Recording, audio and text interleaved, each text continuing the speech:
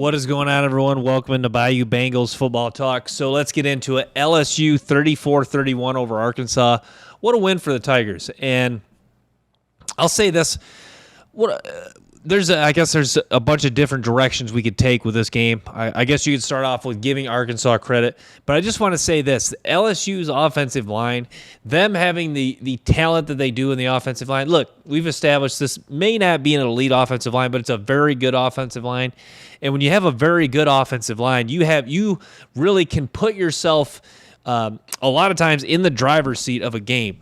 Meaning you really can dictate a lot of what happens in the game. In LSU, this felt like a game where, the secondary is having lapses. The defense didn't play well overall. Mason Smith, Wingo, Perkins, some of their stars defensively didn't really shine. But you just had the feel LSU was in control of this game. And the way it played out was exactly kind of, the way it ended kind of was the perfect, was kind of like the perfect storm, if you will, for how the game went. The LSU probably, LSU was the better team. They played better, but Arkansas, not getting the ball back at the end and having to watch LSU kick that field goal was really kind of symbolic of the way that game had went. Arkansas, even though Arkansas played well, they just could not get timely stops in that football game. And they certainly could not get a timely stop at the end of the game. But Malik Neighbors just on a tear. You talk about how when he goes off, it is just kind of like an avalanche, just explosion. Whatever term and whatever way you want to, whatever terms you want to describe Malik Neighbors going off, it is something special to watch him when he's in the zone. And Brian Thomas, I'm going to have to eat my words. I think Brian Thomas is a difference maker at receiver, a big play threat. Brian Thomas just becoming such a stud. And, a lot of people thought Kyron Lacey was going to be – the way Brian Thomas has performed this year, a lot of people thought that's what Kyron Lacey was going to be. But – yeah, to me, Brian Thomas is really, this is exactly what they needed, because Malik Neighbors is the guy, the go-to wide receiver one, but Brian Thomas becoming that strong wide receiver two who's got the upside to make some big plays, the 100-yard games, multiple touchdowns. That is just exactly what this LSU offense needs to win the SEC championship and potentially win a national championship. So LSU's offensive line played phenomenal. They ran the ball well. Logan Diggs is becoming a very good running back. I guess you could already say he was a good running back, but he's just done an excellent job of really getting this LSU running game going and just getting some chunk plays at the perfect time to really spark and create long drives for LSU. So, yeah, LSU 34-31 victory. And to me, I'm a little concerned by the way the LSU secondary played in this game. You obviously want to play better than the way they played. But I think that, if there's one thing, like I think the LSU secondary has enough talent where if they fix these problems, then I really think that I think that will go a long way. Like, I don't think their issues in their secondary are unfixable. I guess that's the point I want to make about their secondary. I don't think these issues are unfixable. I think guys like Zy Alexander, you see Chestnut got beat on that one. I know it was called back, but they have enough guys in Alexander, Harris. Harris was beat in this game too, but Sage Ryan, Andre Sam played well, except for that the one tackle he didn't make a great effort on, but Andre Sam was pretty good in this game. So yeah, to me, enough talent in the LSU secondary where they just need to just kind of tighten things up. Avoid the big plays, and a lot of that is LSU's going to need to get a better pass rush. I thought Mason Smith, Wingo, Savion Jones, I thought they were okay. There was not a consistent pass rush last night. KJ Jefferson, credit him, he had one of his best games. I thought Arkansas ran the ball fairly effectively. So LSU, the secondary, it is a little bit of a worry, but I think as they tighten things up, make some adjustments, continue to improve their pass rush, Mason Smith, Wingo have some better games like they're capable of it. I think the secondary is not going to be as much of a concern. But Greg Penn had a nice game at linebacker. That Whit Weeks did a nice job at linebacker as well. So it was cool to see those guys out there doing some nice things with Omar Spates out. Didn't really see a whole lot of Caleb Jackson, but that's because Logan Diggs was just running the ball so effectively for LSU. Mason Taylor, was cool to see him back out there. I didn't know. I think Brian Kelly listed Mason Taylor as probable for this game, but it was cool to see him back out there playing well. And then, Jaden Daniels had a really nice game. Did have the interception. Wasn't as sharp throughout the course of this game as compared to the Mississippi State game or the Grambling game. But really, just, Jaden, the way he performed last night was just, it was not not a wow performance, but just a perfect example of he did exactly what he needed to do to win this football game. So credit Logan Diggs, credit the offensive line, Malik Neighbors, Brian Thomas, Jaden Daniels, all very effective. LSU defense, got to play better. Zay Alexander, they need him to. Zay Alexander is a guy you watch and you feel like he's not just playing up. He's really not playing up to his potential.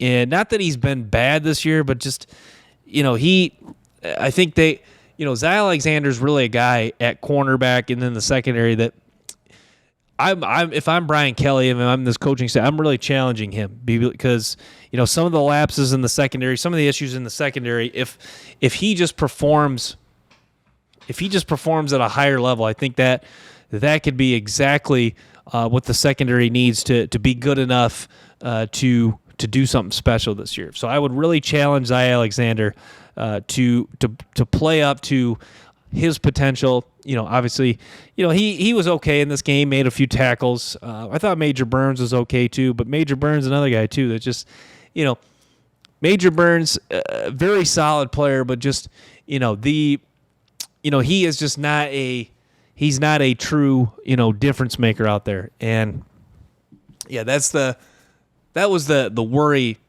coming into this year. Because you talk about, I think losing a guy like Jay Ward hurt LSU more than people think, because Jay Ward just made so many tackles. He was just kind of one of those guys where almost kind of Tyrann Mathieu-ish. Now, he was not quite the player at LSU as Tyrann Mathieu, and a lot of people aren't. But Jay Ward was just that guy that just somehow, he was just making a lot of tackles. Sometimes you just need a guy that just can make you makes a lot of tackles. Harold Perkins, seems to be that guy this year. Perkins also brings, other upside, upside in the pass rush and some of his ability just to wreak havoc in the backfield. But to me, I guess Andre Sam is kind of becoming the Jay Ward of this year, the guy that's always flying around making tackles. But to me, I thought, Major Burns could be that guy. Major Burns probably was one of the guys getting the most, the press was asking the most questions about this season. And, Burns has been fine. Didn't have the best game against Florida State, but has bounced back for the most part. The touchdown, the one touchdown where the coverage was, I actually didn't see exactly what happened on that play. But, Chestnut, it was cool to see Chestnut getting snaps out there. He did get burnt deep, but there was a penalty on the play, and they took Chestnut out right after that. I guess what I don't understand is why they're not playing Sage Ryan more. Ryan's a guy who I think probably is best covering in the slot just because he can change direction well. He can cover some of the smaller, shiftier wide receivers, but I'm not sure why he's not playing more on the outside and getting some snaps. Sage Ryan was a guy who he was out there early. I can't remember if he started the game, but he was out there early against Florida State. So keep an eye on Sage Ryan. I think Sage Ryan's a guy they're going to potentially could get some more snaps at corner. But Andre Sam out there making plays. Greg Penn, back to him for a minute. Greg Penn's a guy that I keep doubting him, but he keeps doing his job. You can't fault him there. Greg Penn, making tackles, being a leader on this defense with Omar Spates out. So Greg Penn had another really nice game. Whit Weeks, like we touched on, was good. I thought Savion Jones was a little too quiet in this game. I think he needs to play better. He's another guy that, the whole secondary needs to be challenged to play better, but Savion Jones is a guy that they're going to need to challenge to play at a high level. And we talked about, you talk about unsung heroes for LSU, guys that need to step up, have a big season if they want to do something special. Savion Jones always continues to be that guy. He is that ultimate guy that, let's think the ultimate goal. If LSU wins it all this year, then you got to believe it's Savion Jones. Savion Jones is the guy that he continues to play like he did against Mississippi State. Be dominant, hold the point of attack, be stout against the run, close in on quarterbacks who can scramble. Savion Jones, he's a guy who's going to need to really be challenged and continue to play good football for LSU as this defense wants to improve. Yeah, and Kirk Herbstreit talked about it with LSU. Their defense is interesting. It's just, you look at LSU's defense, and if you just had a few words to describe it, you would say, yeah, it's a good, solid, all-around defense. But you just don't, it's not. You're still kind of hoping for. I guess you saw this a little bit in the Mississippi State game. You're still kind of questioning when is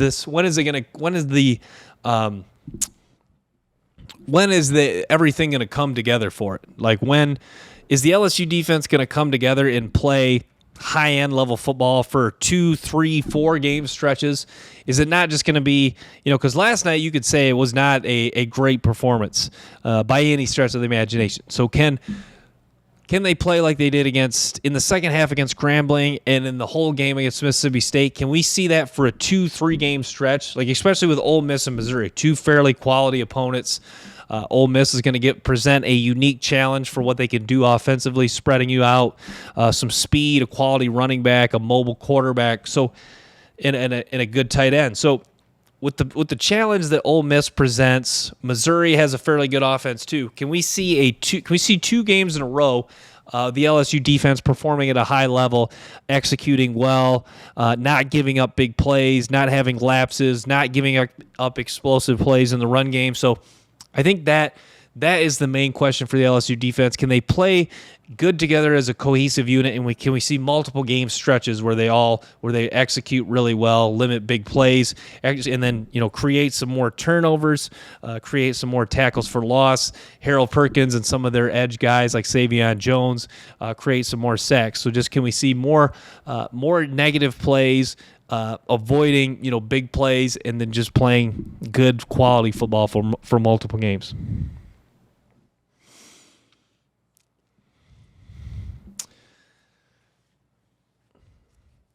But yeah, I didn't get a chance to see what Brian Kelly has said after the game.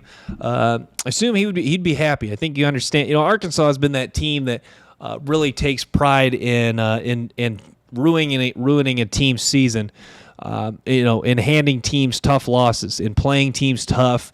That's kind of been Arkansas's MO. Arkansas has not been an elite team the last 5 to 10 years. You have to really go back to 2011, the last time Arkansas was a really good team. Even though they've had some decent years in there, Bielema had some success, but Arkansas is a team where they do relish playing teams tough, getting after it, challenging you offensively and defensively for 4 quarters. So that's exactly what LSU got in this game. Arkansas really challenged LSU for 4 quarters, and LSU found a way to prevail. So credit to LSU for getting it done last night. It was cool to see Josh Williams getting snaps too.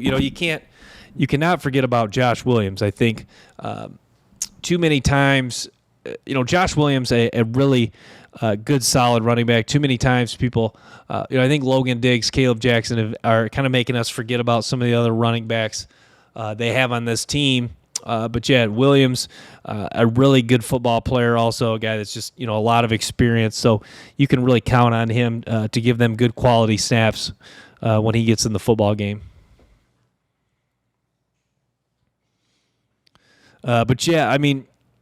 So LSU has done it. They have won their first 2 conference games. I think Ole Miss is going to be. Ole Miss presents the next challenge, is the kind of the next step for LSU to turn the corner in the sense of, we're still looking to put that Florida State game behind us. If we go out and we beat Ole Miss, that's 3 SEC wins in a row. That's four wins in a row total, and now we move to 4-1. And we are the Florida State game is starting to become more and more kind of a distant, ill memory. So LSU doing a lot of things to forget about the Florida State game, but also to build momentum and to continue to improve as the season goes on.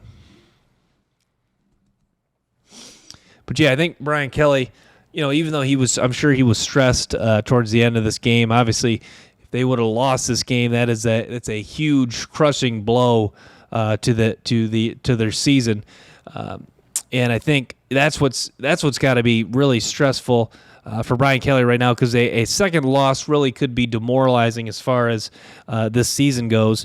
But LSU, they understood that, or they were able to get it done, and I think Brian Kelly, even though there was a lot of things that happened in this game that they want to forget about.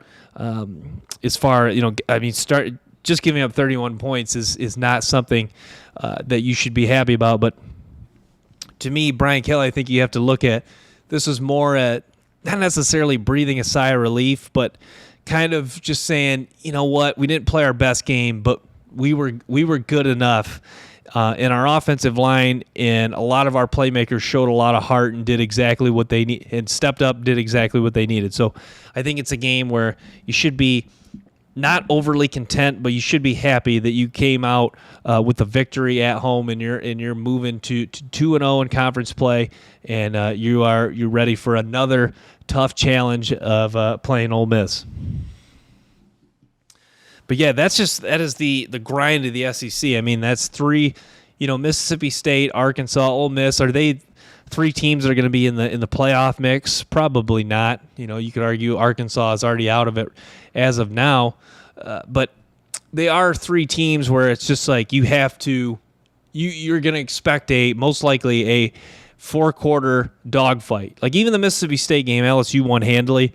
But Mississippi State did not really quit in that game. LSU just executed at such a high level. Mississippi State, really did not play bad. I think LSU they just came so ready, so focused. They were so sharp that even though Mississippi State fought hard and actually, competed for 4 quarters, it was just too much for them at this day. But to me, LSU, Ole Miss, Arkansas, against Ole Miss, you could still say that LSU's the more talented team. But if LSU's not as sharp as they were in the Mississippi State game, that is a formula for them getting beat. So a chance to, this to me, you beat Ole Miss. Ole Miss just, with the way they can put up points offensively, this game is going to be a challenge for the LSU defense. I think that's why LSU should embrace this game, not only to go to 3-0, not only to get their 4th straight